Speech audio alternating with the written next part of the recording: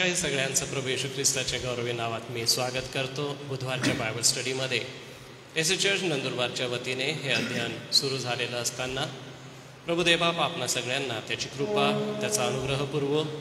आपण गेल्या बुधवारी प्रतीकं बघितली होती आणि या बुधवारी आपण योहान शुभवर्तमान ह्याबद्दल अध्ययन करणार आहोत. त्याबद्दलच्या महत्त्वाच्या अशा नोंदी आज आपल्यासमोर आहेत. या अध्ययनासाठी सन्मान्य डॉक्टर रेव्हरेंड जी जयकर पाळक साहेब हे आपल्याला अध्ययनासाठी मदत करत आहेत, मार्गदर्शक म्हणून सेवा करीत आहेत. प्रभुदेवबाप त्यांची सेवा आशीर्वादित करो.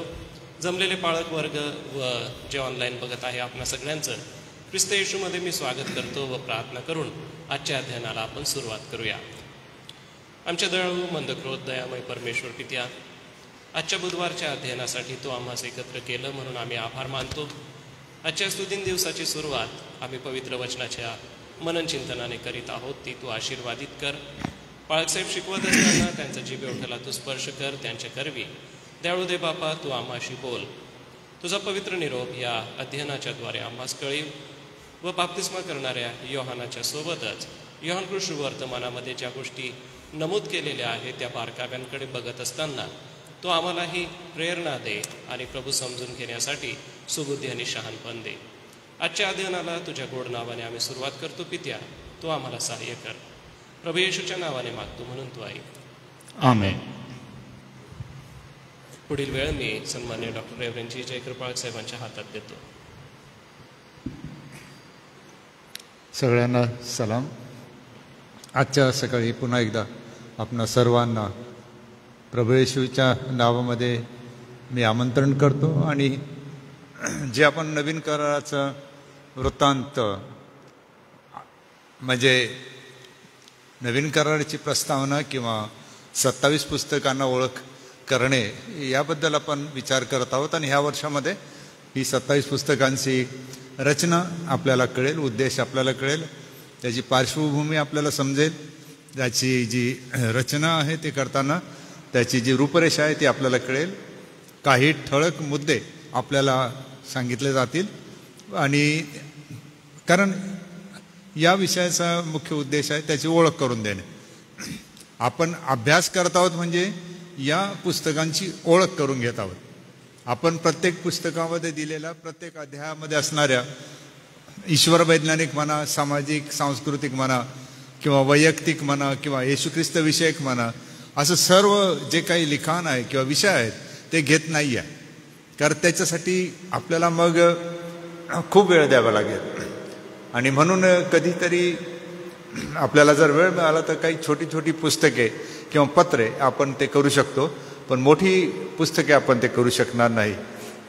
मागच्या वेळेस आपण जेव्हा एकत्र आलो होतो त्यावेळेस आपण काही गोष्टी शेवटी बघितल्या होत्या. त्यापैकी 3 मूलभूत विचार या लेखनासंदर्भात मी आपणासमोर मांडले होते आणि त्यापैकी पहिला जो विचार असा होता तो की जो लेखक आहे नवीन कराराच्या पुस्तकांचा किंवा पवित्र शास्त्राच्या पुस्तकांचा, हा लेखक प्रत्यक्षदर्शी आणि साक्षीदार असला पाहिजे. तो जर नसेल तर त्याचं लिखाण आपण मान्य करत नाही. म्हणून जे ख्रिस्ती महामंडळामध्ये अनेक प्रकारचे विविध लिखाण आले त्यांची जी पुस्तकांची यादी तयार करण्यात आली त्यामधून 27 पुस्तकांना का निवडण्यात आलं तर त्याचे कारण प्रमुख एक हे पण होतं, त्याला आपण म्हणतो प्रमाणित ग्रंथ संपदा जी आहे ती ठरवण्याची पद्धती. त्याला 5 प्रमाण त्यांनी लावले होते. त्यापैकी हे एक प्रमाण आहे की जे पुस्तक लेखक आणि त्याचे जे शिष्य आहेत ते प्रत्यक्षदर्शी साक्षीदार नव्हते. म्हणजे जसं पॉलिकार्प आहे, पॉलिकार्प हा योहानाचा शिष्य आहे म्हणून पॉलिकार्पने प्रत्यक्ष येशू ख्रिस्ताला पाहिलेलं नव्हतं, ऐकलं होतं पण पाहिलेलं नव्हतं, पण तो योहानाचा शिष्य होता. परंतु योहान जर घेतला तर तो स्वतः येशूचा शिष्य होता, 12 शिष्यांपैकी एक होता. म्हणून लेखक प्रत्यक्षदर्शी, स्वतः आपल्या डोळ्याने बघणारा, त्याला आपण साक्ष म्हणतो, तो साक्ष असला पाहिजे. परिसर, लोक, व्यवस्था इत्यादी गोष्टींची त्याला जाणीव असली पाहिजे, माहिती असली पाहिजे त्याला ज्ञान असलं पाहिजे. उदाहरणार्थ योहानाचं शुभवर्तमान आपण जेव्हा घेतो तर अध्याय 2 मध्ये पहिला चमत्कार नोंदलेला आहे. तर त्याचा जर आपण नीट विचार केला तर जो पहिला चमत्कार आहे काना गावामधील, तर त्याच्या नोंदी जरी बघितल्या तर आपल्याला समजतं की लग्न पद्धती काय होती, परंतु कशा प्रकारे लग्न साजरं केलं जात होतं ह्याचं विवरण नाही आहे. काय केलं गेलं ह्याचं विवरण आहे, परंतु लग्न पद्धतीचं संपूर्ण समग्र विवरण आपल्याला आढळत नाही. परंतु आपल्याला आढळतं की आमंत्रण दिले जात होते, लोक येत होते, जवळच्या लोकांना बोलवलं जात होतं, खानपान होत होतं, द्राक्षरस पीत होते, या बऱ्याच गोष्टी आहेत. त्यावेळेला कशा प्रकारे पाण्याचा साठा केला जात होता, भोजन कारभार कसा होता, त्याचे कारभारी काय करत होते, वर आणि वधू यांचं सोयरीक कशी होत होती, विवाह कसा संपन्न होत होता, याबद्दल सांस्कृतिक सामाजिक जी विवरणं आहेत ती जरी नाहीत तरी काही घटनांमागे लेखकाला माहीत आहे की गाव होतं, विवाह होता, येशू ख्रिस्त व त्याची आई शिष्य हजर होते, भोजनाची व्यवस्था होती, कारभारी होता. आणि त्याला जर आपण इतिहासामध्ये तपासलं तर आपल्या लक्षात येतं की त्या लेखकाला तिथल्या व्यवस्थेचं, तिथल्या परिसराचं ज्ञान होतं. परंतु कालांतराने जेव्हा यहुदी लोक बिखरले, पांगले, निरनिराळ्या देशांमध्ये भटकले, तर काही वेळा त्यांचं लिखाण वाचल्यावर लक्षात येतात की या पद्धतींमध्ये बदल येत गेला. ज्या पहिल्या शतकातल्या ज्या पद्धती होत्या त्यानंतर बदलत गेल्या. म्हणून नंतरची आलेली लिखाणं आणि मूळ लिखाणं किंवा लेखक यांना समजायचं असेल तर असा लेख आपण जेव्हा वाचतो तेव्हा हा प्रश्न करायचा आहे की काय लेखकाला त्या परिसराची, लोकांची, व्यवस्थांची माहिती आहे, त्याला ज्ञान होतं. उत्तर जर येतं होय तर आपण ते मान्य करायला पाहिजे. विशेष नंतर त्यामध्ये पहिल्या मुद्द्यात हे पण पाहिलं होतं की समय आणि घटना यांची नोंद कोणत्या कालगणनेप्रमाणे केली. आता हा एक फार मोठा विषय आहे. आपण जेव्हा नवीन करारातील लिखाण वाचतो, घटनांची नोंद जेव्हा घेतो आणि समयाला जेव्हा आपण वापरतो, तर काळ जो आहे तो काय आहे, तो कसा निर्माण झाला, कोणत्या व्यवस्थेमध्ये, कोणत्या समाज आणि संस्कृतीमध्ये, धर्मामध्ये काळाची किंवा समयाची संकल्पना काय आहे हे आपण तपासलं पाहिजे. जसं आजची तारीख 26 जून आहे, परंतु सर्वच व्यवस्थांमध्ये 26 जून आपली जी आधुनिक कालगणना आहे ती आहे असं नाही, दुसऱ्यांची दुसरी आहे. शालिवाहन आहे, विक्रम आहे, अशा अनेक प्रकारच्या कालगणनेचे भारतीय उपखंडामध्ये प्रकार आहे. मग जेव्हा आपण 26 जून म्हणतो तर त्याच्या समोरच्या व्यक्तीला कोणता काळ आहे. आपण दिवस म्हणतो तर पलीकडे काय आहे. जसं आता आपण इथे 9:15 होत आहेत भारतामध्ये, पण पॅलेस्टाईनमध्ये किती वाजले असतील आपल्याला ते समजलं पाहिजे.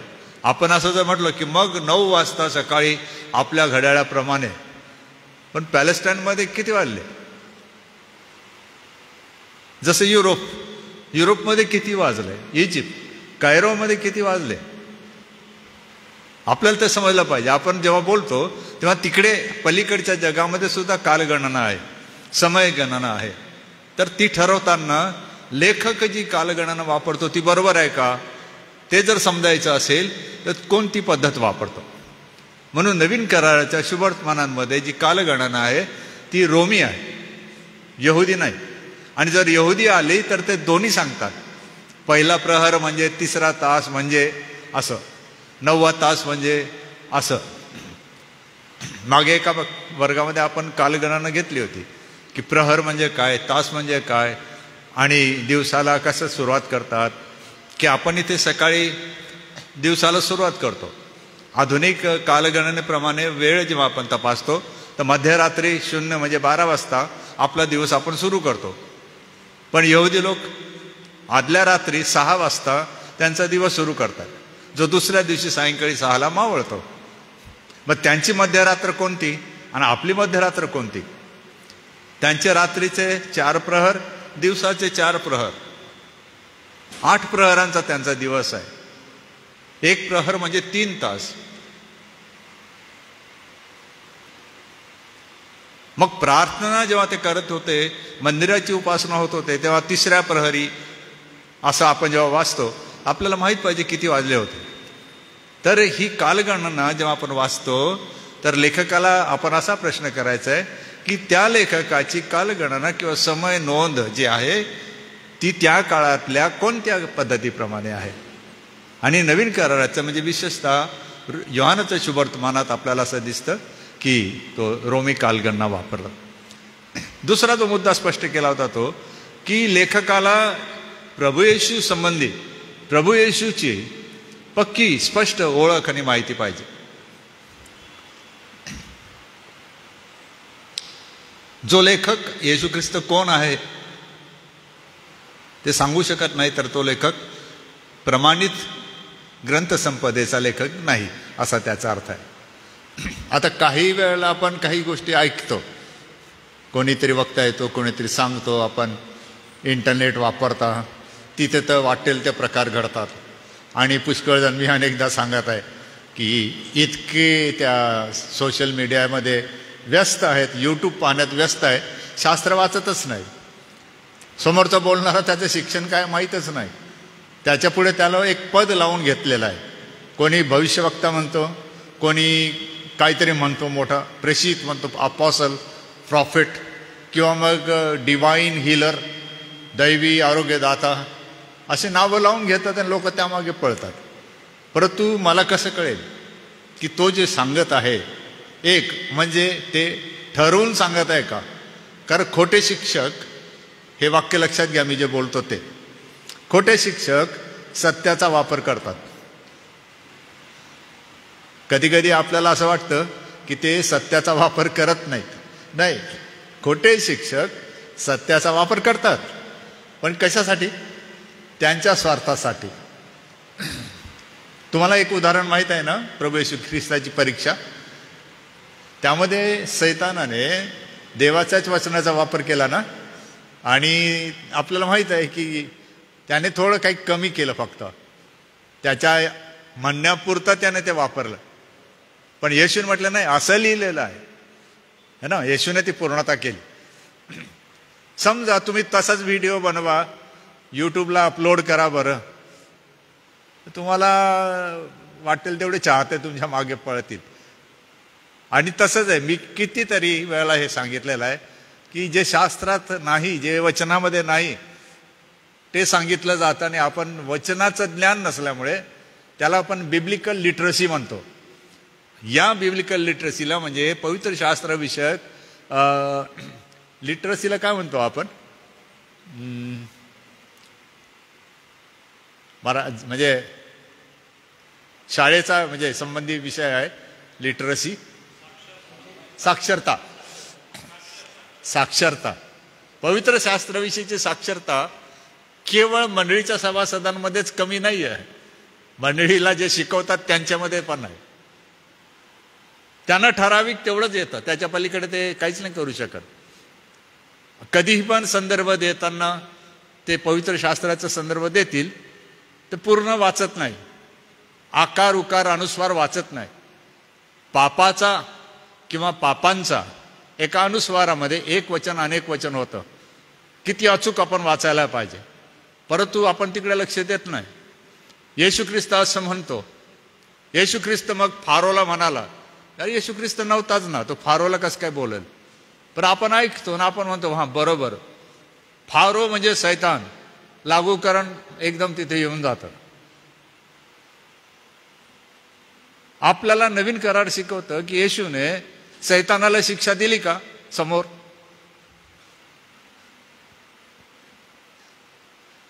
याला बिब्लिकल लिटरसी म्हणतात. आपण जरूर म्हणतो त्याचा पराभव झाला, आणि मग ते गाणं शिकवतो आपण, म्हणजे सैतानाला पायाखाली तुडू, कुदून कुदून नाचून नाचून शिकवतो आपण. सापावर तुम्ही कुदून बघा बरं, मजा येईल. प्रयत्न नका करू बरं का, कारण काही लोकांनी असा प्रयत्न केलेला आहे, काही सेवकांनी हा प्रयत्न केला आहे, मंडळीचे अनेक लोक त्याच्यात मेले आहेत. कृपा करून तसं करू नका. मार्क 16 ते आहे, ते सर्प उचलून घेतील तरी त्यांना काही होणार, त्यांना त्याची काही बाधा होणार नाही. विष प्याले तरी काही होणार नाही, है ना. कृपा करून असं करू नका. येशूच्या नावात विष पिऊन बघा, कोणीच मरणार नाही. पहिले तुम्ही प्यान मग लोकांना प्यायला लावा, है ना.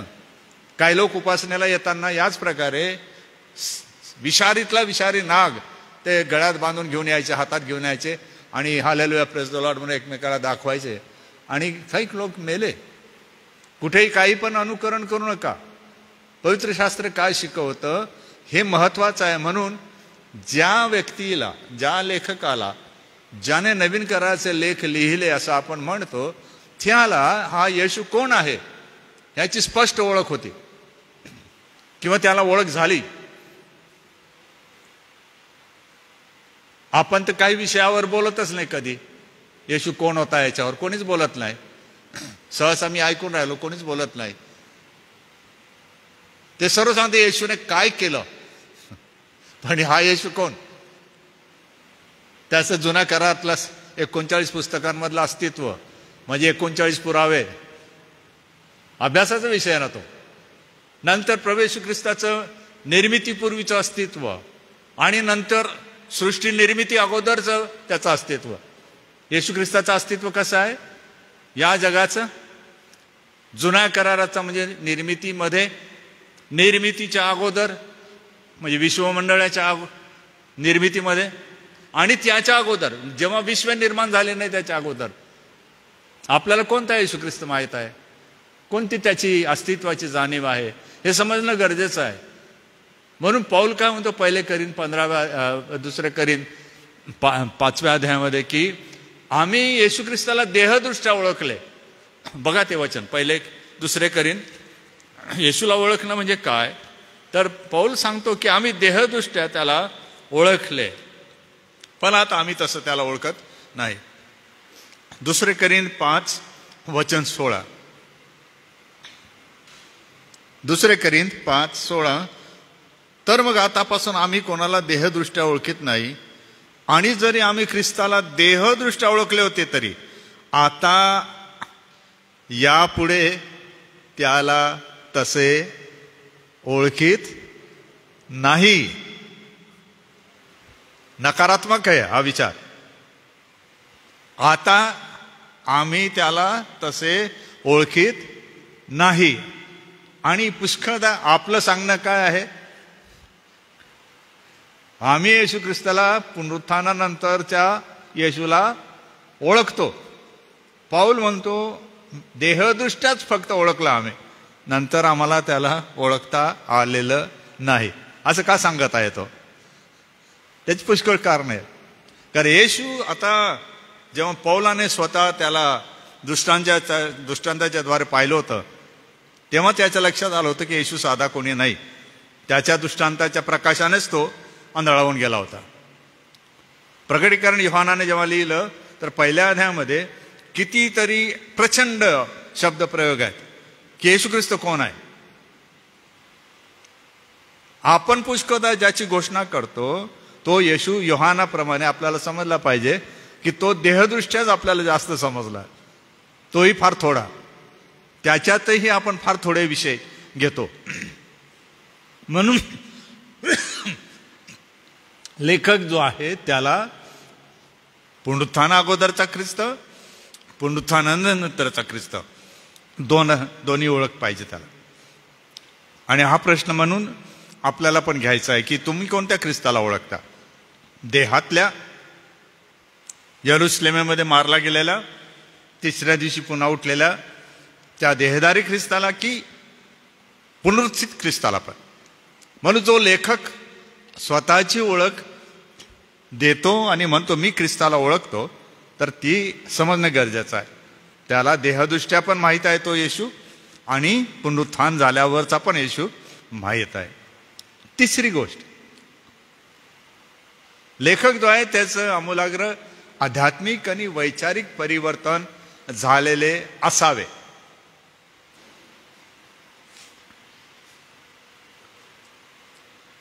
आमूलाग्र बदल, वैचारिक आणि आध्यात्मिक आध्यात्मिक आणि वैचारिक. वर्षानुवर्ष काही वेळेला काही गोष्टी शिकायला आपल्याला प्रयत्न करावे लागतात, ही गोष्ट खरी आहे. पुष्कळांना अंतःकरण आणि मन किंवा चित्त ह्याच्यातला फरकच कळत नाही. आता ग्रीक आणि हिब्रीचा वापर होत आहे बऱ्याच प्रचारांमध्ये, मी ऐकत आहे. अन्न वाटतं मला, परंतु घाई करू नका आणि गडबड करू नका उच्चारांमध्ये, कारण गडबड होते. आणि उच्चार सर्व जर तुम्हाला येत नाही तर मराठीत उच्चार स्पष्ट लिहायला शिका, मदत घ्या कोणाची तरी, नाही तर गडबड होत आहे. काही लोकांना आनंद वाटत आहे की कधीच आपले पाळक सुवार्थी ग्रीक हिब्री वापरत नव्हते, नंदुरबारकडच्या आजूबाजूचे काही जण वापरत आहेत. मलाही आनंद वाटतो की ते होत आहे. प्रश्न तो नाही आहे. प्रश्न काय आहे की जेव्हा आपण एखादा शब्दप्रयोग वापरतो तर अंतःकरण आणि मन ह्याच्यात फरक आहे हे आपल्याला समजलं पाहिजे. यहुदी समजुतीप्रमाणे अंतःकरण कुठे आहे तुम्हाला कल्पना आहे का काही?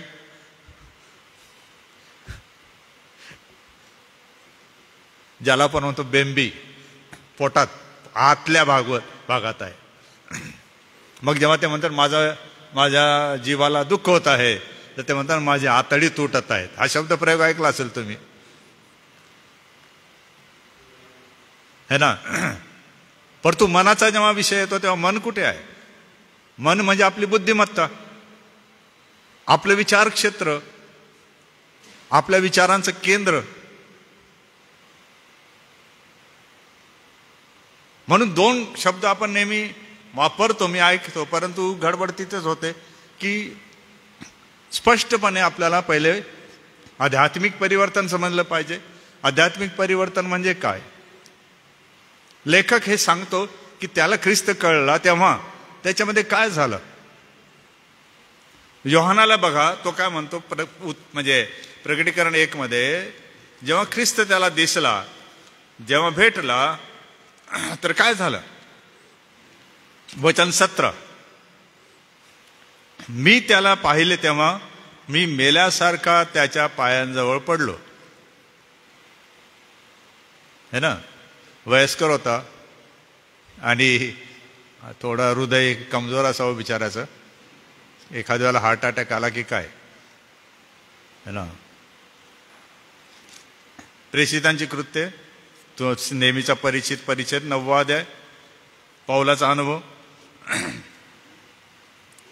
वचन 4, 9 अध्याय वचन 4, सभोवती आकाशातून प्रकाश चमकला, वचन 4, तेव्हा तो जमिनीवर पडला.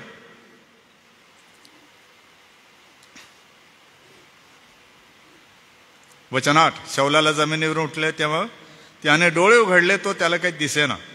त्याला हाती धरून त्यांनी दिमिश्कात नेले. है ना? असा कोणी नाही की ज्याला ख्रिस्त भेटतो त्याचं बदल होत नाही. पण बदलाचं प्रमाण काय आहे? बदलाचं प्रमाण, आता हा जो लेखक आहे योहान, ह्याच्या भावाचं नाव काय आहे? याकोब. कोणाचे पुत्र आहेत हे? जबदीचे पुत्र आहेत. या दोघांना काय नाव दिलं होतं येशूने? हे कोण आहेत? गर्जनेचे पुत्र आहेत. है ना? एकदम तापसी, राग येणारे, झटकन एकदम निर्णय घेण्यास, एकदम काही होईल ते होईल ते करणारे. परंतु त्याच्याबद्दल काय म्हटलेलं आहे? गर्जनेचे पुत्र असूनही ज्याच्यावर येशूची प्रीती होती तो, जो येशूच्या उराशी टेकून असे तो. है ना? आग पडो आणि हे लोक मरो असं म्हणणारा, येशूसाठी आपला प्राण द्यायला पुढे तयार झाला. हा बदल कोणता आहे? हा येशू ओळखण्याचा बदल कोणता आहे? आध्यात्मिक नाहीये फक्त, हा वैचारिक पण आहे. म्हणून एवढं प्रचंड लिखाण त्याने केलं.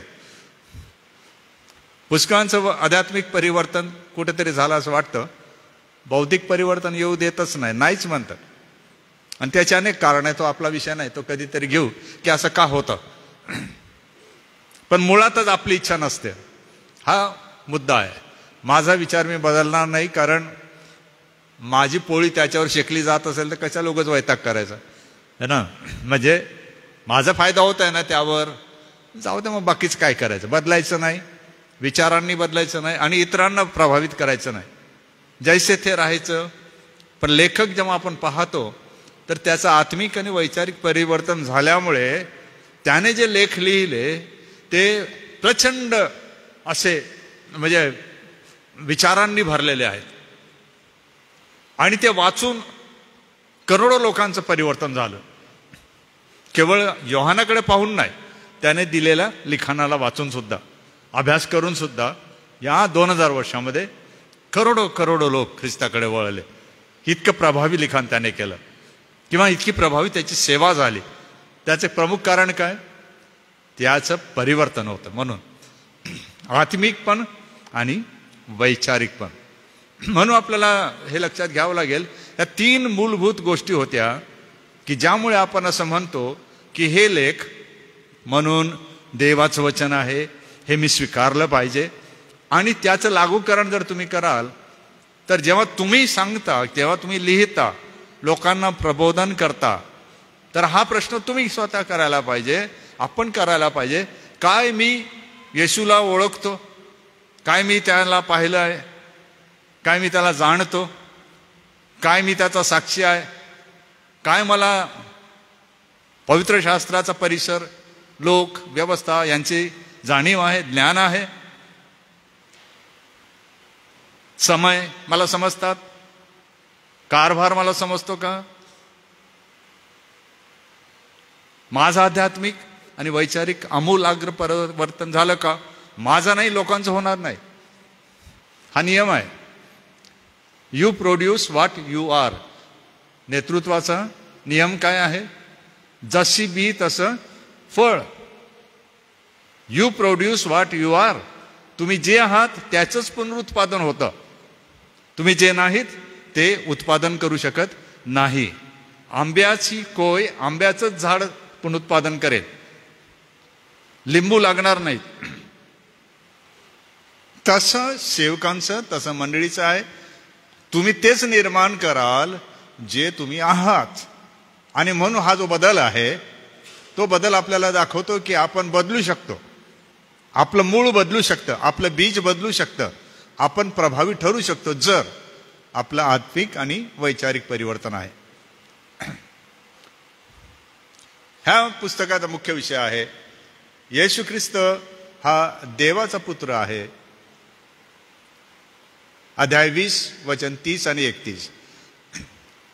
येशू ख्रिस्त हा देवाचा पुत्र आहे असा तुम्ही विश्वास धरावा आणि विश्वास धरून तुम्हाला त्याच्या नावाने जीवन प्राप्त व्हावे.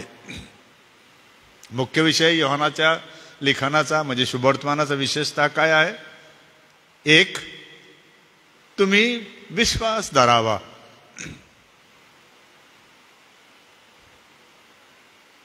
काय विश्वास धरावा? हा येशू ख्रिस्त नासरेतकर कोण आहे? देवाचा पुत्र आहे. आणि त्या विश्वासामुळे त्या येशू ख्रिस्ताच्या नावाने तुम्हाला जीवन म्हणजे सार्वकालिक जीवन प्राप्त व्हावे. म्हणजे लेखक असं म्हणतो, मी जे लिहिलं त्याचा उद्देश केवळ लोकांनी विश्वास ठेवावा असा नाही, तर त्या विश्वासाच्या द्वारे प्रभू येशू ख्रिस्ताच्या नावात त्यांना सार्वकालिक जीवन सुद्धा मिळावे. म्हणून जेव्हा आपण वाचन करतो तर लेखकाचा उद्देश कळल्यावर जर तुम्ही मग वाचन कराल, त्याच्या लेखांचं वाचन जेव्हा होईल तर तुम्हाला कळेल की या उद्देशाप्रमाणे लेखक ज्या शिक्षणाला नोंदत आहे, ज्या घटनांना नोंदत आहे, जे चमत्कार नोंदत आहे, त्या सर्वांमागे त्याचा उद्देश काय आहे? एक म्हणजे लोकांनी विश्वास ठेवावा. योहानाच्या शुभवर्तमानामध्ये तुम्हाला विश्वास हा शब्द खूप मोठ्या प्रमाणावर आढळतो, जीवन मोठ्या प्रमाणावर आढळतं. तर ह्या 2 शब्दांमुळे समग्र योहानाचं शुभवर्तमान हे समाविष्ट होतं असं समजा. येशू ख्रिस्त आहे, तो देवाचा पुत्र आहे, त्याच्यावर मी विश्वास धरावा यासाठी की मला सार्वकालिक जीवन प्राप्त व्हावे. आता तिथे मी अभ्यासाची नोंद आहे ती टाकलेली आहे, ती तुमच्याकडे जर NIV थॉम्सनचं बायबल असेल तर तुम्हाला विविध प्रकारची वैशिष्ट्ये सापडू शकतात, कारण ती अतिरिक्त नोंद आहे. याची रूपरेषा थोडक्यामध्ये आपण बघून घेऊ. योहानाच्या शुभवर्तमानाची रूपरेषा. पहिल्या अध्यायाच्या 14 वचनांमध्ये प्रस्तावना आहे. या प्रस्तावनेचा मुख्य विषय काय आहे? येशू ख्रिस्त हा जो देवाचा पुत्र हा अनादी अनंत काळापासून अस्तित्वात आहे, अस्तित्वात असणारच आहे.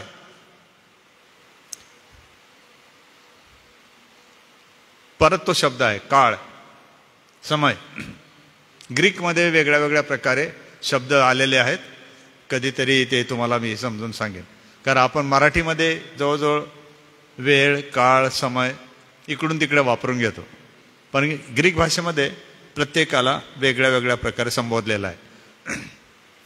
एक प्रश्न आहे या काळासंदर्भात की केव्हापासून आपण काळ प्रारंभ झाला हे समजावं. काळाचा प्रारंभ कुठून झाला? वेळेचा प्रारंभ कुठून झाला? समयाचा प्रारंभ कुठून झाला? हा एक प्रश्न आपल्यासमोर आहे. फार मोठा विषय आहे तो फिलॉसॉफी म्हणजे तत्वज्ञानाचा विषय आहे, थिओलॉजीचा पण विषय आहे, म्हणून थोडासा विचार करण्यासारखी गोष्ट आहे. आपण यावर विचार करण्याची गरज आहे की जेव्हा म्हणतो काळाच्या शेवटी देवाने शेवटल्या काळी कठीण दिवस येतील, ठीक आहे ना, ते सत्य आहे. पण प्रश्न काय आहे की काळाचा प्रारंभ कुठून आहे? मग म्हणजे घड्याळ, समय केव्हा प्रारंभ झाला? घड्याळ तर अस्तित्वात आलं असेल. पहिलं घड्याळ मिस्र देशामध्ये आलं. सूर्याच्या सावलीवरून त्या उन्हामध्ये त्यांनी घड्याळ तयार केलं होतं. त्या सावलीवरून ते समय ओळखत होते. पुढे हळूहळू शोध होत गेला आणि मग आजचं आधुनिक घड्याळ आलं. त्याच्यात LCD आलं, नंतर डिजिटल आलं. आता वेगळ्या वेगळ्या प्रकारची घड्याळ अस्तित्वात आहे. ते बरोबर आहे, पण असा विषय आहे हा की मी केव्हा हा काळ सुरू झाला आहे मला कसं समजेल? उदाहरणार्थ उत्पत्ती 1:1 काय आहे?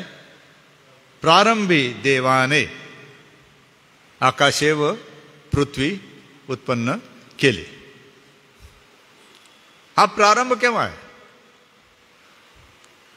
कोणालाही अजून सांगता येत नाही. हा प्रारंभ कशाचा आहे? पण सृष्टी निर्मितीचा. पण काळ कधी सुरू झाला पण सांगता येत नाही. जसं येशू ख्रिस्ताचं अस्तित्व प्रारंभी शब्द होता. केव्हा हा शब्द होता आपल्याला माहित नाही.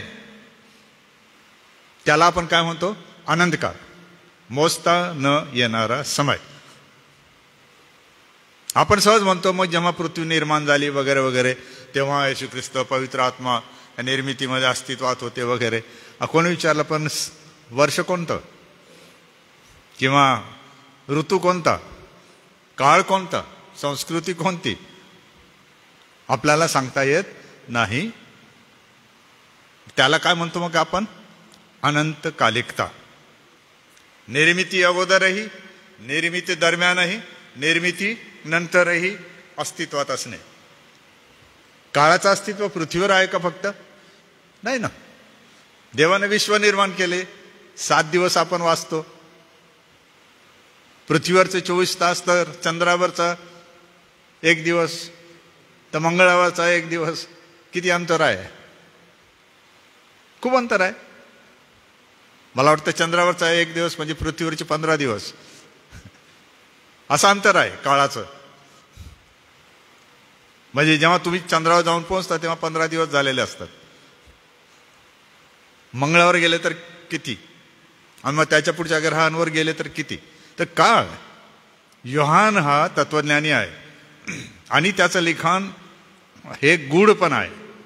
म्हणून जेव्हा त्याला वाचायचं असेल आपल्याला ते लक्षात ठेवावं लागेल की आपल्याला जेव्हा काळाबद्दल बोलता येत नाही तर त्याला काय म्हणतो आपण? तो काळ कोणता?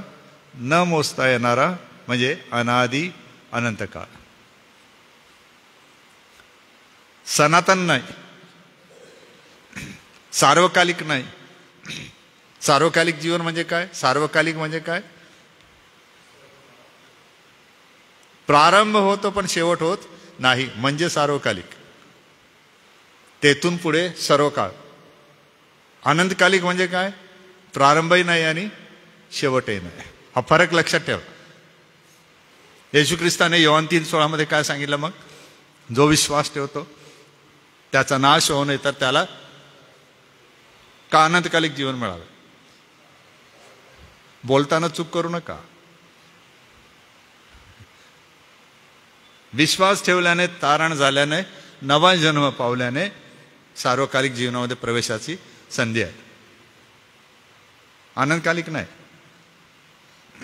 अनंत म्हणजे ज्याला कोणताही अंत नाही असा समय. दुसरी गोष्ट, 15व्या वचनापासून 34व्या वचनापर्यंत बाप्तिस्मा करणारा योहान त्याची साक्ष आहे. तिसरं आहे 35 ते 12वा अध्याय 50व्या वचनापर्यंत जनतेमध्ये सामर्थ्याचं प्रगटीकरण म्हणजे सेवा कार्य ह्याचं विवरण आपल्याला आढळतं. त्याच्यामध्ये त्याची सेवा काय झाली 12व्या अध्यायाच्या 50व्या वचनापर्यंत.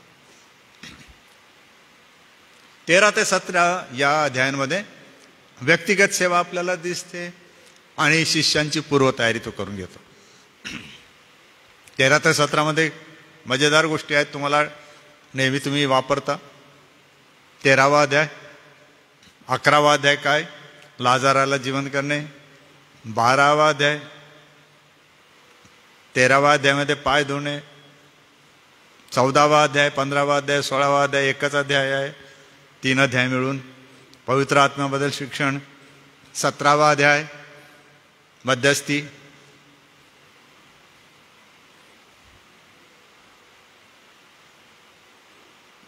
म्हणून वाचन करताना खंड वाचन झालं पाहिजे. म्हणजे जर तुम्हाला येशू ख्रिस्तच मार्ग, सत्य आणि जीवन आहे 14:6 सांगायचं असेल तरी वाचन काय करावं लागेल? 13वा अध्याय ते 17वा अध्याय, कारण ते एकच खंडामधले विचार आहे. अध्याय 18-19 येशू ख्रिस्ताचं आत्मबलिदान आहे की तो आपला प्राण देण्यासाठी तयार होतो आणि जातो. 20व्या अध्यायामध्ये आपल्याला त्याचं पुनरुत्थान आणि त्याचं आत्मप्रकटीकरण म्हणजे तो स्वतः प्रगट करतो स्वतःला आपल्या शिष्यांपुढे. आणि त्याबद्दल मग 1 कोरिंथ 15 पाऊल उल्लेख करून सांगतो तो कोणाकोणाला दिसला. 21वा अध्याय पुस्ती आहे. पुस्ती म्हणजे शेवट जोडलेला आहे. त्यावर वाद आहेत, तो आपण नंतर घेऊ. पण येशू ख्रिस्ताचं पुनरुत्थान देवपुत्र प्रगट करतं, त्याचं सार्वकालिक जीवन आणि सेवेचं धनीपण आपल्याला दाखवतं. तर ही ह्याची रूपरेषा आहे. तुम्हाला हीच घ्यायला पाहिजे असं काय नाही, पण तुम्ही वापरू शकता. आता हे विवरण मी तुम्हाला वेळ आला तर मी तुम्हाला PDF टाकेन, फक्त नीट ऐका. आता 35 वेळेला तो म्हणतो यामध्ये विशेष नोंदणीमध्ये. आता 35 वेळेला लिहिलं तरी चालेल तुम्ही. येशू ख्रिस्त देवाला माझा पिता म्हणतो. आणि मी थोडं विवरण लिहिलं त्याचं की तो आत्मिक पिता, जीवनदाता पिता, ज्याची घोषणा येशू करतो तो पिता, सर्वांहून श्रेष्ठ पिता, कार्य करणारा देवपिता, अंतर्यामी राहणारा देवपिता, आनंदकालिक देवपिता, पवित्र असा हा देवपिता आणि नीतिमान असा देवपिता. हे थॉम्सनमधूनच मी घेतलेलं आहे आणि त्याचं विवरण तुम्हाला तिथे दिसते की साधारणपणे 9 वेळेला वैशिष्ट्य देवपित्याची दिलेली आहे. मी खचित सांगतो 25 वेळेला आलेला आहे. देवत्वाबद्दल 7 वेळेला साक्षी आलेले आहेत. विश्वास शब्द 98 वेळेला आलेला आहे. हेनरिएटा मियर्स हिच्या पुस्तकात ते तुम्हाला सापडेल. नंतर ज्याने मला पाठविले तो पिता 36 वेळेला, देवाला पिता म्हणून शब्दाने 100 वेळेला तो बोलतो. आणि लेखक जो आहे 100 वेळेला मोजलं ज्याने ते आहेत प्राध्यापक शाहू मोडक. त्यांचं आहे पुस्तक, त्यामध्ये तुम्हाला दिसेल पवित्र शास्त्राचा आराखडा, पान क्रमांक 49 तुम्हाला हे सापडेल. तुम्ही कधी ते पुस्तक वाचलं की नाही? पवित्र शास्त्राचा आराखडा तुम्हाला होतं हे पूर्वी बहुतेकांना होतं, जे बोधवडला गेले त्यांना होतं. आजही ते पुस्तक आहे, परंतु पुनर्निर्मिती त्याची झाली की नाही माहीत नाही. ते आउट ऑफ स्टॉक होतं. असेल तर कोणी झेरॉक्स करून घ्या. छान आहे, सुटसुटीत आहे, ठेवा ना. ही पुस्तक आहे. मोठे मोठे ग्रंथ घेऊन काहीच उपयोग नाही, कारण एक तर तुम्हाला वेळ नाही, दुसरी गोष्ट म्हणजे तुम्हाला त्यातलं लिखाण काहीच कळत नाही, कारण लेखक कळला पाहिजे. तुम्हाला लेखक जर माहीत नाही त्याचं पुस्तक कधीच कळणार नाही. तुम्ही मॅकआर्थरला ओळखत नाही, तुम्ही किती वाचलं तर तुम्हाला कळणार नाही. किती छान लिहितं हे महत्वाचं नाही, त्याचा विश्वास जसा आपण पाहिलं 3 गोष्टी, त्याच्यात तो बसतो का. कारण मी पहिलेच तुम्हाला सांगितलं, खोटे शिक्षक कशाचा वापर करतात, सत्याचाच वापर करतात. मॅकआर्थर खूप मोठा प्रसिद्ध मनुष्य आहे, पण तुम्हाला माहीत नाही की त्याचा विश्वास काय आहे.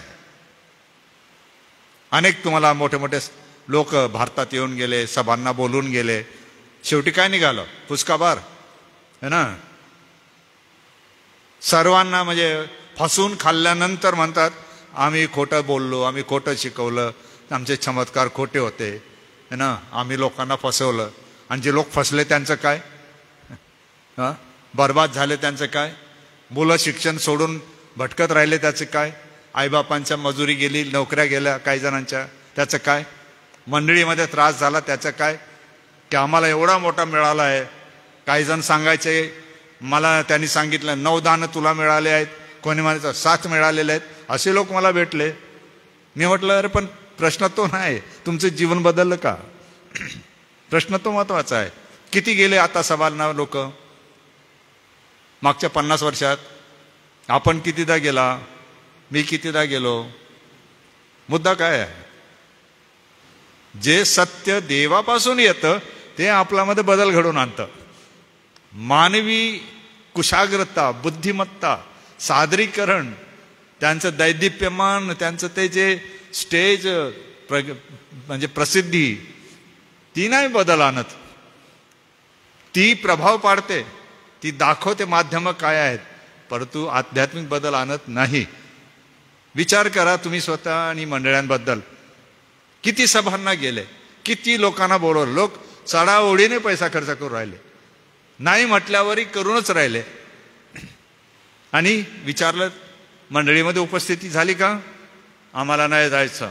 इथून सुरुवात आहे. मंडळी कोणाला आवडत नाही, ज्यांना येशू ख्रिस्त आवडत नाही. लक्षात घ्या सेवको, तुम्हाला पण मी सांगत आहे, मंडळी कोणाला आवडत नाही, ज्याला येशू ख्रिस्त हा पवित्र शास्त्राचा आवडत नाही. म्हणून पौल काय म्हणाला तीताला, तीता तुला ही म्हण बदलावी लागेल की हे खादाड, आळशी, हे लबाड, हे लुच्चलोक क्रेताच्या बेटावर आहेत असे कवी म्हणतात. तुझं काय काम आहे तिथं, हा बदल दिसला पाहिजे की हे लोक सुधारतील. जर मंडळीला सर्व येतं, समस्त आत्मिक वैचारिक परिवर्तन आलेलं आहे, सेवकांची गरज काय आहे, सेवकांची गरज नाही ना. मग मंडळीला सेवकांची गरज का आहे, कारण मंडळी ही मानवी संघटना आहे, परंतु देवाची योजना आहे ना, आणि तिला घडवण्यासाठी आपल्याला नेमलेलं आहे. आणि म्हणून आपण हे लक्षात ठेवा, पुस्तके वाचा, लेखकांना समजून घ्या, पण तत्वज्ञान किंवा सिद्धांत किंवा ईश्वर विज्ञान येतं, जर तुम्हाला ते माहीत नाही तर कृपा करून सांभाळा.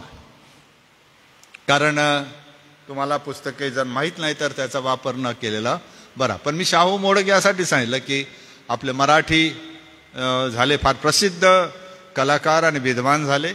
एक छोटेसं त्यांना प्रयास केलेला आहे, फार उत्कृष्ट आहे. तुम्ही ते जर मिळालं तर जरूर मिळवा. म्हणून मी त्यांची नोंद घेतली, कारण हे दुर्मिळ पुस्तक झालं आहे. मला वाटतं 100 वर्ष ह्याला होत असावे. हे मला वाटतं हे पुस्तक पवित्र शास्त्राचा आराखडा अतिशय उत्कृष्ट पुस्तक म्हणून बायबल शाळांमध्ये वापरलं गेलं. दुसरं उत्कृष्ट पुस्तक वापरलं गेलं त्या काळामध्ये ते होतं पार्डिंग्टन यांचं ख्रिस्ती धर्म सिद्धांत. हे उत्कृष्ट पुस्तक म्हणून वापरलं गेलं. त्याच्यानंतर A.B. सिम्पसन यांचे होते, रोमकाराचे पत्र वगैरे होते, पण आता ते दुर्मिळ झालेले आहेत, ते काही जुन्या लोकांकडेच असतील. आणि सध्या तर फारच कठीण परिस्थिती बायबल शाळांमध्ये, कारण थोड्याच ठिकाणी उत्कृष्ट पुस्तके लायब्ररी उपलब्ध आहे, म्हणून काळजी घ्यावी लागते. आपणाला खूप पुस्तकं यापूर्वी देण्यात आली, उत्कृष्ट पुस्तके देण्यात आली, परंतु मी तुम्हाला मागे हे पण सांगितलं, भाष्यमाला ठेवा, फक्त शब्दकोश ठेवा, आराखडा ठेवा, मियर्सचं पुस्तक ठेवा, पवित्र शास्त्र काय शिकविते, आणि नंतर थॉमस नेल्सनचं पवित्र शास्त्राचे तक्ते आणि आराखडे. पुरेसं आहे तुम्हाला, आयुष्य संपेल तुमचं त्याच्यात. पण तुमचं म्हणजे बोलणं मी ऐकतो तर मला असं दिसतं की त्या कोणत्याच पुस्तकातून येत नाही. अगदी छोट्या मोठ्या कुठल्या तरी लेखकांचं तुम्ही वापरता, कारण ते मनोरंजक आहे. अभ्यासाची पुस्तके मनोरंजक असतात का? तुम्ही सांगा मला. बायबल मनोरंजक वाटतं का तुम्हाला? वाटलं असतं तर किती बरं झालं असतं, तुम्ही त्याला सोडलंच नसतं. उठता बसता मोशेचा समानाला, झोपता येता जाता हे आपल्या समोर राहिलं असतं. तर हे सोडून आपण का दुसरे वाचायला नको असं नाही, वाचायला पाहिजे. परंतु मी म्हटलं तसं या काळात आधुनिक तंत्रज्ञान आल्यामुळे तुम्हाला, जसं मी म्हटलं की वर्ड्स बी आहे, 14-15 पुस्तकं मस्त आहेत, छान आहेत, पण ते मनोरंजन नाही. पण तुम्हाला वापरता आली पाहिजे. जर आउटलाईन घेतली मग तुम्ही सांगा, पण जे लोकांकडे आहे तेच तुम्ही सांगू राहिले. संदर्भ ग्रंथ थोडी आहेत त्यांच्याकडे, भाष्यमाला थोडी आहे त्यांच्याकडे नाही आहे भाष्यमाला. तुमच्याकडे आहे का ना मला माहीत नाही. पवित्र शास्त्राची भाष्यमाला, गुलाबी रंगाचं कव्हरचं मोठं जाड पुस्तक असं दिलं मागे डॅनियल वॉर्ड साहेबांनी प्रत्येकाला. असेल तर एकमेकाला शेअर करा, वाचा ते. तुमच्याकडे फक्त नव्या कराराची टीका संग्रह तो आहे का नाही माहीत नाही, पण मी सांगितलं तुम्हाला चुकीचं आहे ते. तो टीका संग्रह नाही आहे, पण देऊन टाकलं टीका संग्रह. टीकाशास्त्र फार वेगळा विषय आहे, अनेक प्रकारचे त्याच्यामध्ये म्हणजे शाखा आहेत. तो पॅराफ्रेज्ड आहे. प्रोजेक्ट फिलिप नावाचा जो प्रोजेक्ट झाला बायबल कॉरेस्पॉन्डंट कोर्सेसचा, त्याच्या अनुवादाप्रमाणे ते विस्तारित केलेलं लिखाण आहे, ज्याला टीका संग्रह म्हटलेला आहे. मी बघितलेलं आहे, बऱ्याचदा लोक चर्चमध्ये ते घेऊन आले आणि मी बोलताना मी पाहिलं त्यांना की ते वाचत होते मी काय सांगत आहे. आता मला स्वतःला माहिती आहे की याचा काहीच उपयोग नाही मला, तर मी कशाला वापरणार आहे, कारण ते टीका नाही आहे. ती सोर्स क्रिटिसिझम फार वेगळी गोष्ट आहे. तुम्ही तर वाचलंच नसेल, ऐकलंच नसेल की JEDP ही थिअरी आहे टीकाशास्त्राची, की याहवेक ट्रेडिशन काय आहे, एलोहिक ट्रेडिशन काय आहे, डिट्रॉनॉमिकल ट्रेडिशन काय आहे, प्रिस्टली ट्रेडिशन काय आहे, माहीतच नाही आपल्याला. पण त्या पुस्तकाला मराठीमध्ये नाव दिलं गेलं टीका संग्रह, की जो विषय बोधोडमध्ये पण कधी शिकवत नाही, सेमिनरीच्या लेवलला शिकवला जातो, कारण तो विज्ञानाचा विषय आहे, कठीण आहे, फार फार घसडावं लागतं त्यामध्ये, त्याच्याशिवाय होत नाही. म्हणून काही पुस्तकांचे जे टायटलिंग होतं, मथळे दिले जातात, नावं दिले जातात, त्याला भुलू नका. मध्ये बघा इंग्रजीत काय लिहिलेलं आहे म्हणजे तुम्हाला समजेल. नंतर ह्या मोडकांसारखे अनेक आपले, मी म्हटलं सिम्सन यांचे आहे मराठी, परंतु उपलब्ध नाहीत. अजून कोणते मराठीमध्ये लेखक आहेत, नगरचे प्राध्यापक, त्यांनी बायबल मोठं खंड काढलेले आहेत, ते एक आहे सध्याचं. नगरचे प्राध्यापक काय नाव त्यांचं, 2 मोठे खंड नाही का ऑफिसमध्ये, नाही नगरचे प्राध्यापक, एनिवे 2 खंड मोठे बायबलचे त्यांनी तयार केले, ते ऑफिसमध्ये उपलब्ध आहे, तुम्ही पाहू शकता. ठीक आहे, तुम्हाला वाचायला अभ्यास करायला ते पण ठीक आहे, परंतु तेच अगोदर जे आले पुस्तकं त्यांचंच विवरण जास्त आहे त्याच्यात आहे, परंतु मोठं आहे, एवढं जाड असेल, 2 खंड आहेत. तर तुम्हाला होत असेल तर बघा, घेता येत असेल तर घ्या. 4-5 हजाराच्या हां दहिवाडकरांचं आहे वाटतं. एनिवे, तर ते आहेत मराठीमध्ये, तर तुम्ही वापर करायला पाहिजे तर जरूर करू शकता. नंतर जे 6 चमत्कार आहेत त्याचेच आहे 8 चमत्कारापैकी, ते लक्षात घ्या, ते इतरत्र आपल्याला आढळत नाहीत. पाण्याचा द्राक्षरस करणे, अंमलदाराच्या मुलाला बरे करणे, पंगू मनुष्याला बरे करणे, अंधाला दृष्टीदान देणे, मृत लाजाराला जिवंत करणे आणि माशांचा मोठा घोळका, हे 6 चमत्कार फक्त योहानामध्ये सापडतात. दुसरीकडे जे 4ही शुभवर्तमानकार लिहितात ते आहे 5000 लोकांना जेवू घालणे, पाण्यावर चालणे. हे 4ही शुभवर्तमानामध्ये तुम्हाला आढळेल. येशू ख्रिस्ताने 2 वेळेला जेवण लोकांना पुरवलं आहे चमत्काराच्या द्वारे. एकदा 5000 लोकांना आणि दुसऱ्यांदा किती लोकांना? किती भाकरी होते त्यावेळेला? पहिले 5 होत्या, नंतर 7 भाकरी है ना. 7 भाकरीत 4000, पण 5 भाकरीत 5000. कमाल आहे ना गणित. येशू ख्रिस्ताचं गणित वेगळं आहे. जेव्हा जास्त होतं तेव्हा कमी लोक जेवले, जेव्हा कमी होतं तेव्हा जास्त लोक जेवले. पण हे चमत्कार तिथे आपल्याला आढळतात. मीच आहे हा जो दावा आहे त्याचा 7 वेळेला तो तुम्ही ऐकलेला आहे, वाचलेला आहे, वापरलेला आहे, तेथे आहे.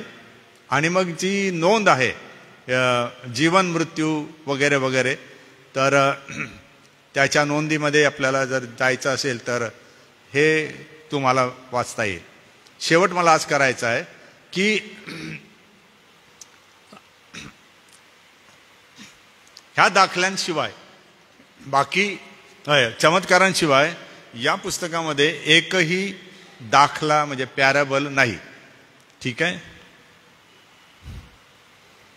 पण नीती गोष्टी किंवा सूत्र गोष्टी आहे की ज्या प्रत्यक्षामध्ये घडू शकतात. जसं मी खरा द्राक्षवेल आहे, अध्याय 15 है ना. दाखला नाही तो, ती सूत्रकथा आहे. त्याच्यामध्ये एक विषय आहे जो येशू ख्रिस्त सांगू इच्छितो, पण त्याला दाखला नाही म्हणत, त्याला प्रोवर्ब म्हणतात. जसं नीतीसूत्र आहे तसं. म्हणून दाखला योहानाच्या शुभवर्तमानामध्ये नाही. काही गोष्टी आपल्याला आढळत नाही. एक म्हणजे येशूची वंशावळी नाही. का बरं नाही? कारण येशू ख्रिस्त ज्याच्याबद्दल लेखक लिहित आहे तो अनादी अनंत काळाच्या युगापूर्वी अस्तित्वात आहे, हा त्याचा विश्वास असल्याने तो त्याच्या देहधारणेबद्दल बोलत नाही, परंतु कशी झाली देहधारणा याबद्दल तो सांगतो. आणि तो अप्रत्यक्षरित्या शब्ददेही झाला आणि त्याने आम्हामध्ये काय केलं म्हणतो? वस्ती केली. कोणता शब्द जो अस्तित्वात होता तो देहधारणा करून आला असं तो म्हणतो, पण वंशावळी देत नाही. त्याचं बालपण कसं गेलं, तारुण्यात तो कसा आला, काय झालं, याचंही विवरण आपल्याला आढळत नाही. तिसरी गोष्ट आढळत नाही ती ही की सैतानाकडून परीक्षा झाली, ही नोंद तेथे आढळत नाही. 12 शिष्यांची निवड आपल्याला त्याची यादी आढळत नाही. डोंगरावर त्याचं रूपांतर झालं.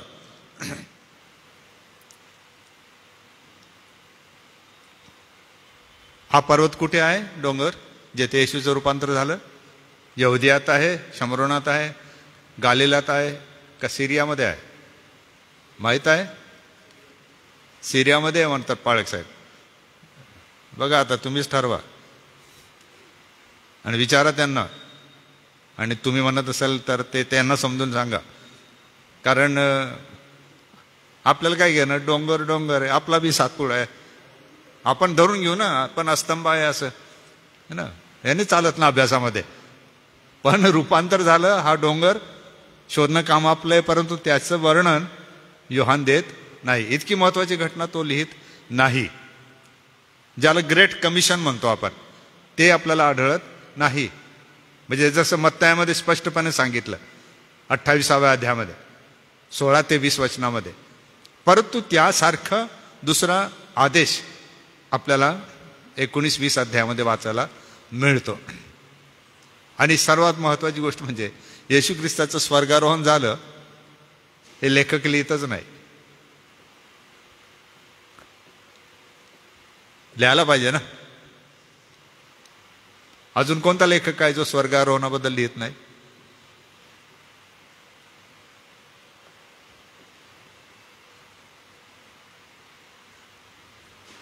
नाही आठवत?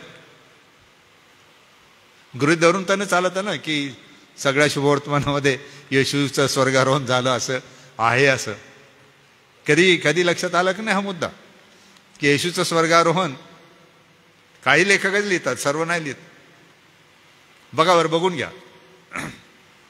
मत्तई घ्या पहिले, मत्तई 28 आणि त्याचा शेवट. तो आज्ञा करतोय त्यांना, युगाच्या समाप्तीपर्यंत मी सर्व दिवस तुमच्या बरोबर आहे, पूर्णविराम. पुढे काय झालं माहीत नाही. मत्तई सुद्धा लिहित नाही. पुनरुत्थानाबद्दल लिहित आहे, स्वर्गारोहणाबद्दल तो लिहित नाही. म्हणून मत्तयातून बोलताना स्वर्गारोहणाचा विषय घेतला तर जरा सांभाळाल. सुज्ञ वाचक असेल मंडळीचा तो म्हणाल, पाळसाहेब हे तर तुम्ही लिहून काढलं पुढे, जे मत्तयाने लिहिलं नाही. हे सांगू नका, हे विशिष्ट प्रगटीकरण देवाने मला दिलं, तसं सांगू नका. कारण काय लोक तसंच करत आहे. ते म्हणतात इथे जे लिहिलं नाही ते देवाने मला सांगितलं. मला नाही वाटत एवढी लायकी आपली आहे, माझी आहे. मार्काचं शुभवर्तमान घ्या, शेवटच घ्या, फक्त तुम्हाला समजेल. तो म्हणतो याप्रमाणे बोलल्यावर वचन 19, प्रभू येशू वर स्वर्गात घेतला गेला. लुकाला बघा, तो म्हणतो आता. मार्क पण म्हणतो, लूक 24 वचन 50 पासून पुढे. मग असं झाले की त्यांना आशीर्वाद देत असताना त्यांच्यापासून वेगळा झाला, वर स्वर्गात गेला. लूकही म्हणतो आणि प्रेषितांच्या कृत्यातही आपल्याला आढळत. पण योहानाचा शेवट घ्या बरं, तो काही सांगत नाही. पुनरुत्थानाबद्दल सांगतो, प्रमाण देतो, दर्शनं झाले, तिबेरिया समुद्राजवळ येतो, त्याची समाप्ती आहे, पेत्राबरोबर बोलतो. वचन 24 मध्ये असं म्हणलं, तो या गोष्टीविषयी साक्ष देतो, ज्याने ह्या गोष्टी पाहिल्या तोच हा शिष्य आहे, त्याची साक्ष खरी आहे आम्हाला माहीत आहे. मग येशूने दुसरी पुष्कळ कृत्य केली, एक एक लिहिली तर लिहिलेली पुस्तके या जगात मावणार नाहीत असे मला वाटते. पूर्णविराम, पुस्तक संपतं. 4 शुभवर्तमानापैकी 2 शुभवर्तमानकार येशूच्या स्वर्गारोहणाबद्दल लिहित नाहीत. पुढच्या वेळेला याल तेव्हा मला उत्तर द्याल की असं का बरं लिहिलं नाही, मत्तयाने का लिहिलं नाही, योहानाने का लिहिलं नाही. साधं उत्तर योहानाचं काय आहे, नाही आहे ते बरोबर आहे. येशू ख्रिस्त सदैव अस्तित्वात आहे, इथे पण, त्याच वेळेला तो स्वर्गात पण. एकाच वेळेला तो विश्वातही अस्तित्वात आहे आणि स्वर्गलोकातही अस्तित्वात आहे. त्याचं कारण असं की तो काळापलीकडे, समयापलीकडे, तो मर्यादेपलीकडे, व्याप्तीपलीकडे, घनतेपलीकडे राहतो. आणि तो देव असल्याने तो आहे, कालही आहे, आजही आहे, उद्याही आहे. तो त्रिकाला बाधित म्हटलेलं त्याला. तर हे जे तत्वज्ञान आहे हे समजल्याशिवाय आपल्याला याची उत्तर सापडत नाहीत. म्हणून ते आहेत, संवाद आहेत मोठे, ते मी घेत नाही. त्याचं मरण तुम्हाला दिलेलं आहे, त्याची वाक्ये तुम्हाला दिलेली आहेत आणि पुनरुत्थानाचं विवरण दिलेलं आहे. आणि शेवट मी तसा केला. विशेष पुनरुत्थानानंतर येशूचे स्वर्गारोहण झाले की नाही हे लेखक सांगत नाही. पण हा लेखक प्रगटीकरणाचं पुस्तक लिहिताना त्या येशूला पाहिले, पुनरुत्थित येशूला पाहिले आणि तो येशू त्याला म्हणतो 1:18 मध्ये, पहा जो मी मेलो होतो तरी युगानुयुग जिवंत आहे. आता येशूचं पुनरुत्थान इसवी 30 आणि लिखाणाचा काळ जर 90 धरला, 60 वर्ष मध्ये गेले आहेत. 60 वर्षामध्ये योहानाला देवाने एक वाक्याची भर घालू दिली नाही, ती ही की मग तो स्वर्गलोकी घेतला गेला. कल्पना करा तुम्ही, वेळ होता ना त्याला, 60 वर्ष होती, कारण 90-95 या दरम्यान त्याने लेख लिहिले. योहानाला वेळ होता. एवढं प्रचंड म्हणजे विश्वाच्या अंतापर्यंतचा दृष्टांत त्याला जेव्हा होतो तर त्याला एक वाक्य जोडायला काय झालं होतं, ते का नाही केलं त्याने. त्याचं कारण हे, त्याचा उद्देश येशू अस्तित्वात आहे. त्यामुळे तो एकाच वेळी विश्वातही आहे, पृथ्वीवरही आहे आमच्यातही आहे आणि त्याच वेळेला तो देवात वरती स्वर्गलोकी पण आहे. फार मोठा विचार आहे हा, एवढा सोपा नाही. म्हणून हे वर्णन तुम्हाला मी दिलेलं आहे. शुभवर्तमानांचा हा जो सारांश आहे हा तुम्हाला येथे मी संपवत आहे. पुढच्या वेळेला बुधवारी तुम्हाला जर वाटलं की मी पुस्तके पूर्ण करावी तर मग मी योहानालाच धरून योहानाची 3 पत्रे पुढच्या वेळेला मी संपवतो. म्हणजे योहानाचं पूर्ण लिखाण करू. पुढचे काही दिवस मग आपण प्रकटीकरणाकडे थोडक्यात पाहू, कारण मी अगोदर तुम्हाला त्याच्या नोंदी पण दिलेल्या आहेत. तर प्रकटीकरणाकडे तिथे जाऊ थोडंसं आपण काही वादाचे विषय घेणार नाही, ढोबळ माहिती घेऊ. परत तेच आहे की त्यामध्ये कालगणना समजणं गरजेचं आहे. कारण योहानाचं काय आहे माहिती आहे का, घटना मागे पुढे आहेत. दिवसाप्रमाणे काळाप्रमाणे घटना नाही आहे, हा फरक आहे. म्हणून योहानाने जो गृहीत धरलेला समय आहे, काळ आहे, वेळ आहे, ती नेमकी कोणती, ती जर तुम्ही जे 3 प्रकारचे पिढांचे दृष्टांत आहेत 21, तर 1, 2, 3, 4, 20, 21 असे नाही आहेत, ते मागे पुढे आहेत. त्यांची रचना पण फार वेगळी आहे. आणि म्हणून त्यावर जेव्हा जे बोलणारे लोक आहेत ते उडी मारतात एकदम पिढांवर, किंवा अध्याय 5 याच्या पलीकडे जात नाहीत. मला विचारा तुम्ही ते काय बोलतात ते, कारण ज्यांना प्रकटीकरणाचा अभ्यास आहे त्यांना ते समजतं. पण एक पुस्तक तुम्ही पाहिलं असेल, ते वाचलं तर काय हरकत नाही. टीम लहा यांचं आहे प्रकटीकरण नावाचं पुस्तक. सांभाळा, पण त्याचे काही सिद्धांत चुकले आहे. पण तो आपला अलायन्सचा माणूस आहे, विद्वान लेखक आहे, पण त्याची मतभिन्नता आहे आपल्यामध्ये. परंतु ते मराठीमध्ये पुस्तक होतं. ते तुम्हाला पाहिजे तर कोणाकडून घ्या, कॉपी करा. माझ्याकडे इंग्रजीमध्ये आहे. जर तुम्हाला PDF पाहिजे तर मी तुम्हाला ते फॉरवर्ड करू शकतो. ज्याला पाहिजे त्याला पाळेसाहेब तुम्हाला ते देतील. तर असा हा योहान, त्याच्याबद्दल मी संपवतो की त्याला ज्या आपण आख्यायिका ऐकल्या, मागच्या वेळेस सांगितलं असं करण्यात आलं, तसं करण्यात आलं वगैरे वगैरे. कारण जेव्हा योहान मेला, साधारणपणे त्याचं वय 97 होतं असं गृहीत धरलं जातं. इफिसमध्ये त्याची कबर आहे असं म्हणतात. आणि तरी 2 लोक नवीन कराराचे अत्यंत महत्त्वाचे ठरतात योहानाच्या संदर्भात. एक आहे तिमोथी, दुसरा आहे तीतस. सर्वात जास्त जीवन जगणारे हे 2च लेखक झाले. तिमोथी दीर्घायुष्य झाला आणि तीतस पण दीर्घायुष्य होता. 100 पार केली जवळजवळ त्यांनी. म्हणून त्यांचे लेख वाचताना एक तुम्ही नेहमी विचार लक्षात घ्या की जसं योहान, की जेव्हा शेवटल्या काळाबद्दल तिमोथी लिहितो, पौलाने जरी लिहिलं तरी, जर तिमोथीचं शिक्षण जे आहे ते, तर तुम्हाला हे लक्षात घ्यावं लागेल की तिमोथीचं आयुष्य बघितल्यावर त्याला हे समजून चुकलं होतं की योहान काय सांगतो. कारण योहान अगोदर मेला, त्याचं लिखाण त्याला उपलब्ध झालं आणि म्हणून तो ते सांगतो. म्हणजे तुम्ही तिमोथीचा अनंतकालिक किंवा शेवटाचा दृष्टांत वापरताना तुम्हाला योहानाला सोडता येत नाही. कारण योहान कोण होता, त्या 11 गटमंडळांचा अधिपती होता, म्हणजे बिशप होता. त्याच्या हाताखाली तिमोथी काम करत होता, मुख्य पाळक म्हणून. म्हणून तिमोथीचं वाचन कराल तेव्हा तुम्ही योहानाला विसरू नका, असं मला म्हणायचं आहे. तीताचं वाचन कराल तेव्हा योहानाला विसरू नका. कारण सर्वात जास्त जगणारे ते होते आणि त्यांना ह्या प्रकारच्या लेखनांचा परिचय होता. आणि म्हणून तुमचं जर प्रचार, तुमचं अभियान, तुमची सेवा, तुमचं बोलणं हे चांगलं करा, व्यवस्थित करा. पण पहिले विचार पक्का करा की कोणता लेखक, कोणता काळ आणि काय बोलला, मग तुम्हाला ते एकत्र करता येईल. यहुदाचं पुस्तक, यहुदा कोण होता, शिष्य होता, संदेष्ट होता, प्रेषित होता, दास होता, वडील होता, कोण होता, पुस्तकांचा लेखक यहुदा. प्रकटीकरणा अगोदर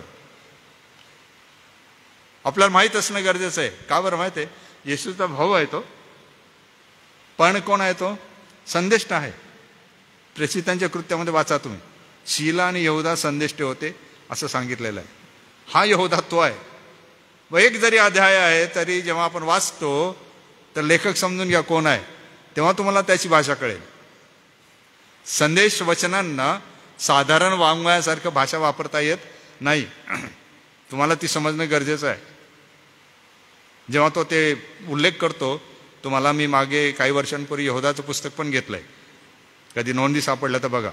हे समजणं गरजेचं आहे. मला हे म्हणायचं आहे, आपल्या मंडळांमध्ये, आपल्या सेवकांमध्ये, आपल्या नेत्यांमध्ये दोन गोष्टी अगदी स्पष्ट झाल्या पाहिजे. एक म्हणजे मला विश्वास आहे ना, होय, त्या विश्वासाच्या द्वारे मला सार्वकालिक जीवन मिळतं, ते येशू ख्रिस्ताच्या नावामध्ये.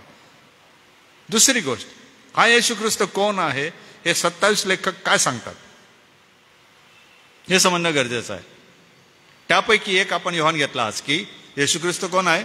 निर्मितीच्या निर्मिती अगोदरचा अस्तित्वात असणारा देव आणि त्याचा पाठवलेला पुत्र, जो आपला तारणारा.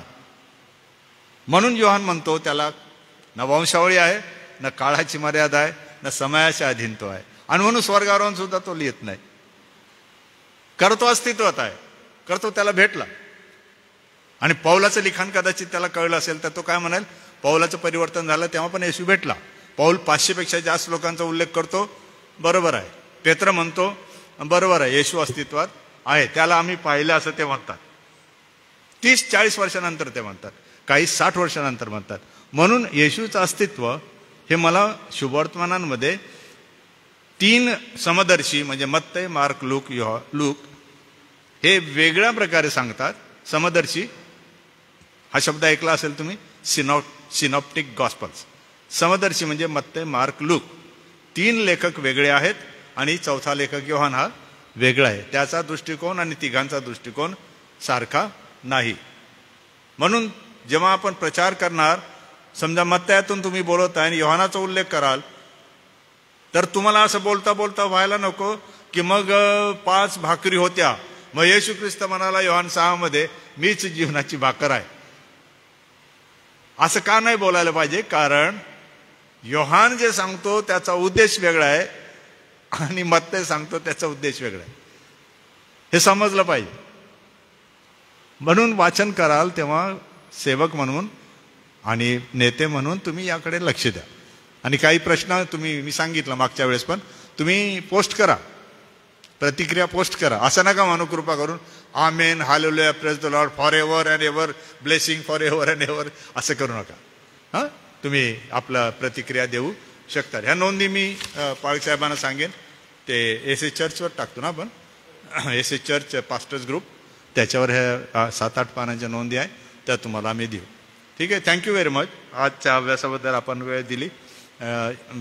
गॅब्रिएल आणि प्रभाकर आले, आम्ही तुमचं स्वागत करतो. एक 5 मिनटं आपण नंतर बोलू आपल्या कामाबद्दल आणि आपण रजा घेऊ. या आपण प्रार्थना करू.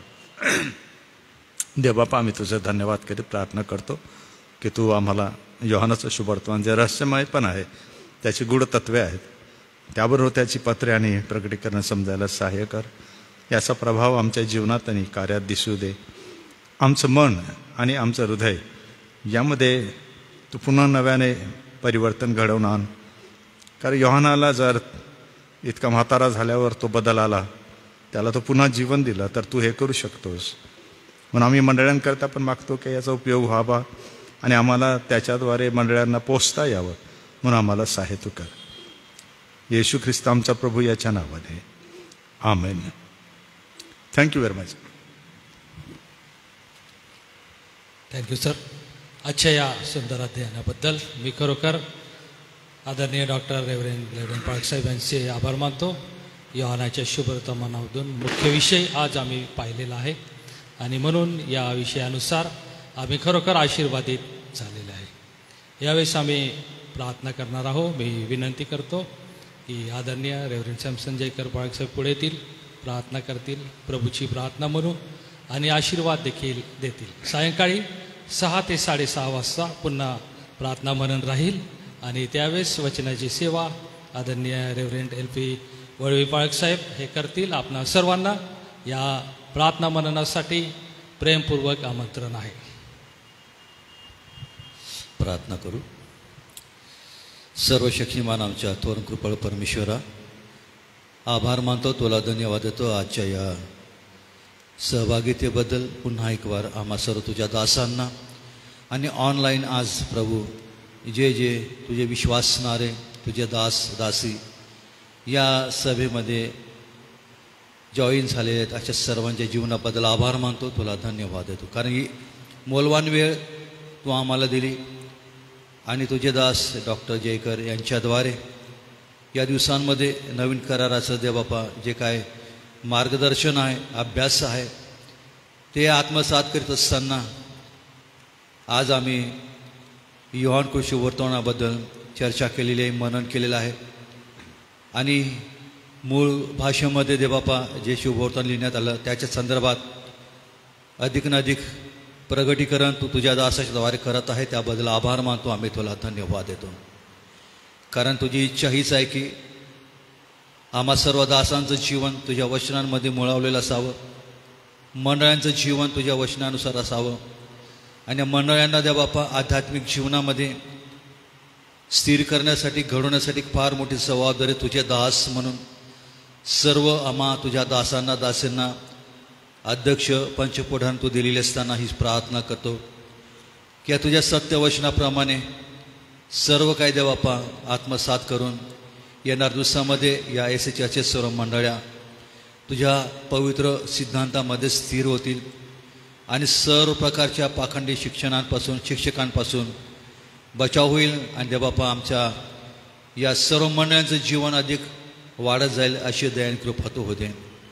अभ्यास करत असताना, मनन करत असताना प्रभू आम्हा सर्व तुझ्या दासांना आणि सर्व विश्वासणाऱ्यांना पवित्र ज्ञानाने परिपूर्ण कर. कारण हे तुझं वचन आहे, तुझं वचन आमच्या मानवी बुद्धीने आम्ही कधी समजू शकत नाही. त्यासाठी पुन्हा एक वार जसं याकोब म्हणतो, कोणी ज्ञानाने उन्हा असेल त्याने परमेश्वराजवळ मागावं. आणि म्हणून आमची प्रार्थना आहे प्रभू देवा, तुझं वचन आत्मसात करत असताना, ते समजून घेत असताना पुन्हा एक वार पवित्र आत्म्याचे एक मार्गदर्शन आम्हा सर्व दासांना तू कर. आणि हो दे देवापैकी की तुझ्या पवित्र शास्त्रामधील जे काही तू प्रगटीकरण केलेलं आहे, करून ठेवलेलं आहे, ते समजत असताना त्याचा उपयोग आमच्या स्वतःच्या जीवनासाठी आणि मंडळाच्या जीवनासाठी व्हावा अशी दयान कृपा तू होते. म्हणून आजच्या या सहभागितेबद्दल आभार मानतो. या ठिकाणी जमलेले सर्व तुझ्या दासांबद्दल आभार मानतो आणि संपूर्ण वेळ प्रभू आम्ही तुझ्या पुत्रात सोपून देतो.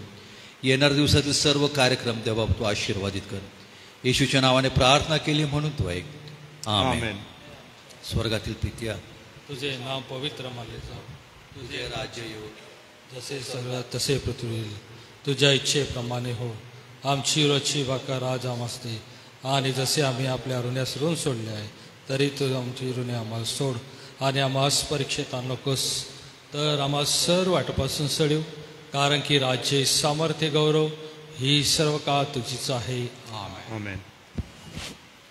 आणि आता आपला तारणारा प्रवेश ख्रिस्ताची कृपा, देवबापाची प्रीतीने पवित्र आत्मिक सहभागिता या मंदिरामध्ये हजर सर्व प्रभूच्या दासांबरोबर, डॉक्टर जयकर यांच्याबरोबर, ऑनलाईन सभेमध्ये हजर सर्व विश्वासणाऱ्यांबरोबर, एसएचएस सर्व कार्यप्रणाली आणि देवाचं निवडलेली सर्व राष्ट्रीय आज बरोबर आता आणि सदा सर्वकाळपर्यंत असो. आमेन.